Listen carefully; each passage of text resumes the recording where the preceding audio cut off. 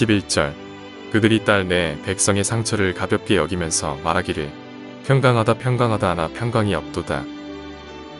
18절 슬프다 나의 근심이여 어떻게 위로를 받을 수 있을까 내 마음이 병들었도다.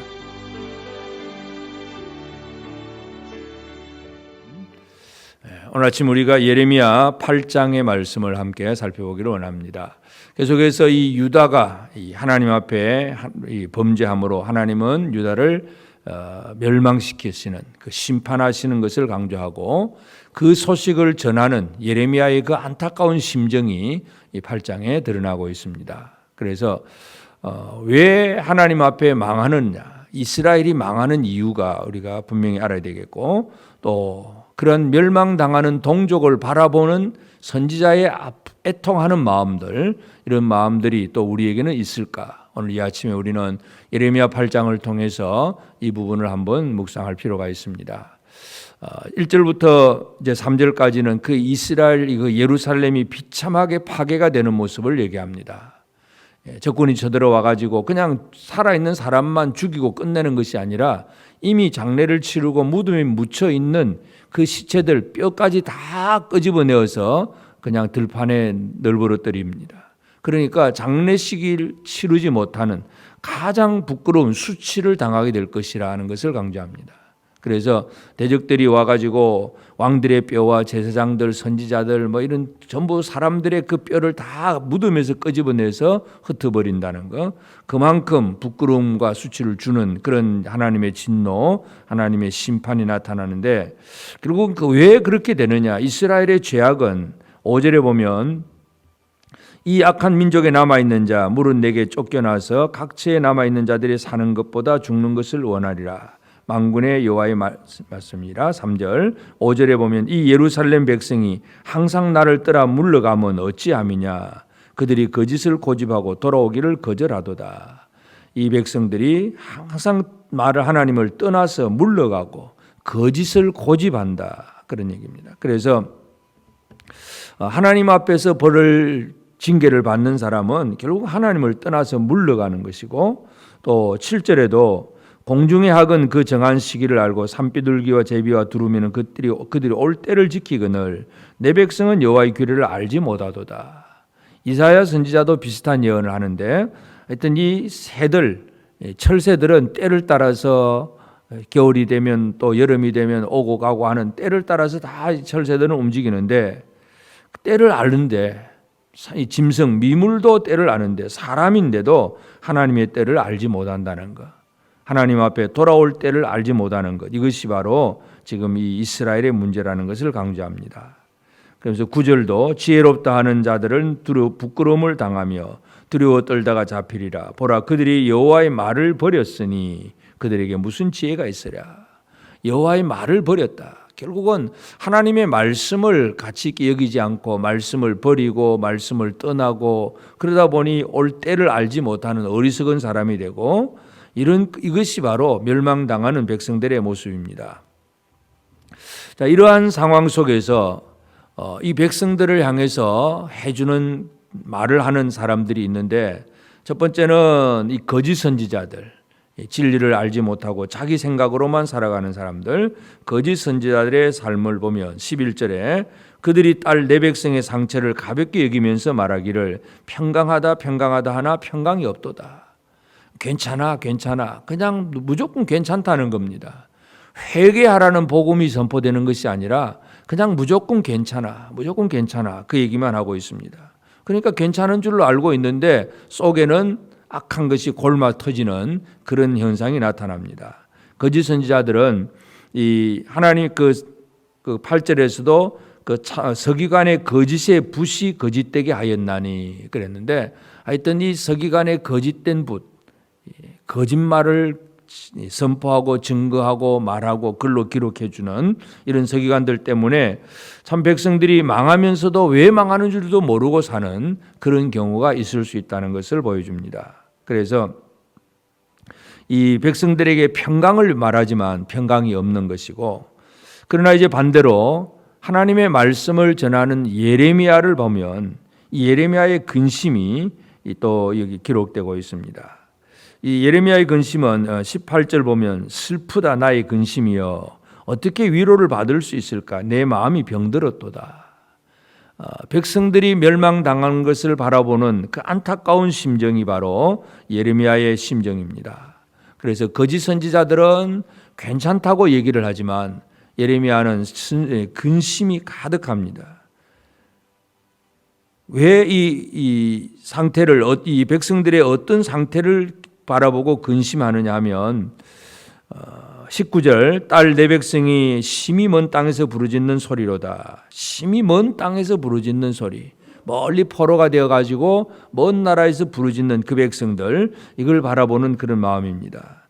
여호와께서 시온에 계시지 아니한가 그의 왕이 그 가운데 계시지 아니한가 그들이 어찌하여 그 조각한 신상과 이방의 헛된 것들로 나를 경노하게 하였는고 하시니 이 하나님의 말씀 이 말씀이 이제 있는 곳에서 멀리 떠나버린 백성들 이것을 바라보는 이 안타까움이 있습니다. 또 20절에 보면 추수할 때가 지나고 여름이 다하였으나 우리는 구원을 얻지 못한다. 추수할 때가 지나고 그래서 봄에 봄과 그다음에 그 초실절과 그다음에 또 맥추절이 지나가면서 7월 달에 절기가 지나면서 여름이 끝났습니다. 그런데 곡식이 없다는 얘기죠. 그러니까 추수할 때가 지났다는 얘기는 그 추수할 때에도 아무것도 없다는 얘기입니다. 거둘 것이 없는 기근이라는 얘기입니다. 그래서 이 여름이 다하고 그 다음에는 이제 가을에는 과일들을 거둬야 되는데 하여튼 그런 것도 없는 영이 기근에 빠져버린 그 백성들을 바라보면서 근심하는 이 예레미야의 마음을 보게 되고 또 21절 딸 내 백성이 상하였으므로 나도 상하여 슬퍼하며 놀라움에 잡혔도다. 백성들이 상했는데 나도 상했다. 그렇게 표현하면서 22절 길르앗에는 유향이 있지 아니한가 그곳에는 의사가 있지 아니한가 딸 내 백성이 치료를 받지 못하면 어찌 됨인고. 예레미야의 그 근심은 바로 자기 동족들이 치료를 받지 못하는 상처를 가지고 있다. 병이 있어도 치료할 수만 있다면 그 병은 문제가 아닙니다.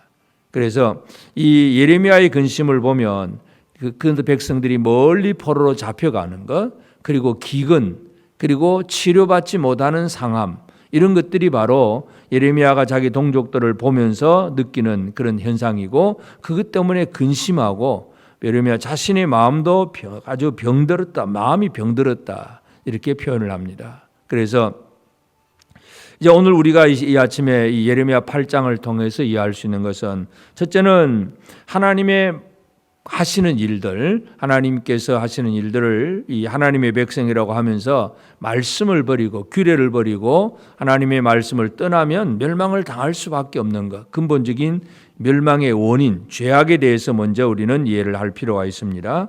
그래서 이 하나님의 말씀을 정확하게 예레미야는 알고 있습니다. 하나님의 말씀이 무엇인지, 왜 망하는지 이것을 예레미야가 분명히 선포하고 있듯이 우리가 하나님의 말씀을 정확하게 깨닫고 듣고 이해하고 믿고 살아가는 그런 삶이 필요합니다. 그리고 또 한 가지는 이 예레미야의 그 심정과 같이 멸망당하는 형제를 바라보는 그 안타까운 심정, 내 마음이 병들었다, 나도 상했다, 예레미야가 그렇게 표현하는데 바로 멸망당할 이웃들을 바라보면서 이 안타까운 마음, 사랑과 관심의 마음 이런 것들이 또 우리에게 분명히 나타나야 됩니다. 거짓 선지자들은 괜찮다고 얘기합니다. 평강하다고 얘기하고 아무 문제 없다고 얘기를 하지만 그러나 실상은 그렇지 않습니다. 정확하게 하나님의 말씀에 근거해서 이 땅의 모든 것들을 정확하게 바라보면서 멸망당하는 그들을 향한 안타까운 심정 이런 것이 오늘 우리 믿음의 사람들이 품어야 될 그런 마음이기도 합니다. 그래서 우리가 실제로 다른 사람들에게 말을 할 때에 그냥 평강하다는 이 말은 쉽게 할 수가 있습니다. 그저 좋은 말은 아주 쉽게 할 수 있지만 정확하게 그 사람을 회개하게 하는 그런 정확한 진리의 말을 선포하는 것은 그리 쉽지는 않습니다. 그러나 예레미야는 지금 그 얘기를 하고 있습니다. 그래서 그들이 왜 망하는가, 그렇게 망하는 이유를 얘기하면서 그러면서 안타까운 심정을 가진 그 예레미야의 심정을 오늘 이 아침 우리가 한번 나도 이 심정을 가지고 있는가를 한번 살펴보면서 이 시대를 살아가면 우리 모두가 우리 주변에는 하나님을 떠나버린 사람들, 하나님의 말씀을 듣지 않는 많은 영혼들, 그들은 멸망의 길로 달려가는 사람들입니다. 그들을 바라보면서 진리를 선포하고 증거하는 이들, 그들의 영혼을 바라보며 참 안타까운 심정을 품고 기도해 주는 일들, 이런 것들이 또 우리에게 필요한 일들인 것을 다시 한번 기억할 필요가 있겠습니다. 그래서 참 이 예레미야의 심정이 무엇인지, 거짓 선지자는 어떻게 활동하고 있는지 오늘 우리는 이것을 다시 한번 기억하면서 참으로 하나님의 뜻이 무언가를 정확하게 알고, 그리고 정확하게 진단하고 바르게 이야기하고, 그러면서도 사랑과 관심을 가지고 형제를 위해서 기도할 수 있고 울 수 있는 그런 삶을 살아내는 우리가 되어서 우리 자신들의 사역이 이 세상 속에서는 그렇게 환영을 받지 못할 수도 있습니다. 평강하다 이 말만 해주면 사람들에게 환영을 받고, 왜 그러냐고 하나님의 뜻이 이거다 하고 정확하게 얘기해 주면 사람들에게 환영을 받지 못할 수도 있지만, 그러나 진리는 바로 선포되어야 되고, 그리고 사랑의 마음은 풍성해져야 됩니다. 오늘 이 하루 하나님의 말씀의 진리를 제대로 알고 전하는 우리가 되고, 이 형제들, 멸망당하는 그 이웃들을 바라보면서 그 영혼들을 위해서 내 마음도 상하고 그들을 위해서 울어줄 수 있는 이러한 사명을 예레미야처럼 감당하는 저와 여러분이 모두 되어서 우리 자신도 하나님 앞에 바로 서고, 어떻게 하든지 또 다른 한 영혼이라도 주께로 돌아오게 되는 귀한 일들이 이루어지는 일에 잘 쓰임을 받는 우리 모두가 꼭 되어지기를 주의 이름으로 축복합니다. 기도하십시다. 이제 오늘 받은 말씀으로 함께 기도하겠습니다. 공중의 철새들은 돌아올 때를 아는데 하나님의 백성으로서 하나님의 규례를 알지 못하고 말씀을 떠난 삶을 회개합니다. 하나님의 뜻을 알고 그 뜻대로 살게 하옵소서. 하나님을 떠난 백성들이 망하는 모습을 보며 슬퍼하고 근심하는 예레미야 선지자의 영성을 우리에게 주시고 이웃을 위하여 올 수 있는 자가 되게 하옵소서.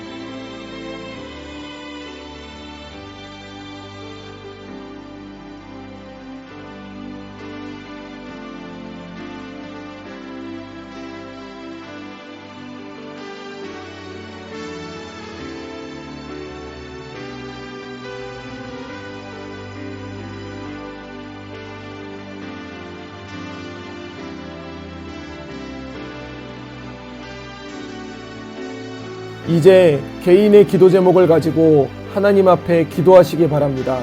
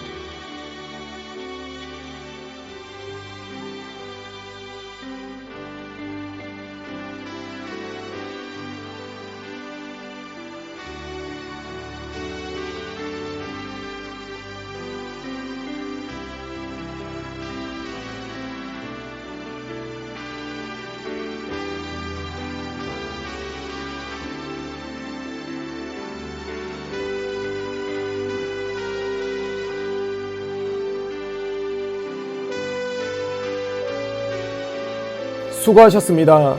오늘도 하나님의 인도하심 가운데 승리의 하루를 보내시는 우리 재건부평교회 모든 성도님들이 되시기를 주님의 이름으로 축복합니다. 4절 유다인과 예루살렘 주민들아 너희는 스스로 할례를 행하여 너희 마음 가죽을 베고 여호와께 속하라. 그리하지 아니하면 너희 악행으로 말미암아 나의 분노가 불같이 일어나 사르리니 그것을 끌 자가 없으리라.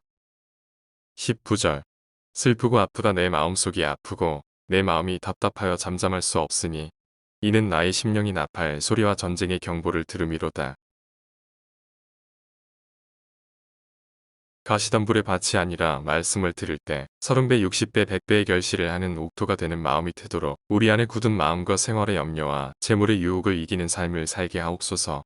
하나님의 진노를 당할 이웃을 볼 때 예레미야 선지자처럼 슬픔과 애통하는 마음을 품고 그런 이웃의 구원을 위하여 기도하며 복음을 전하는 삶이 되게 하옵소서.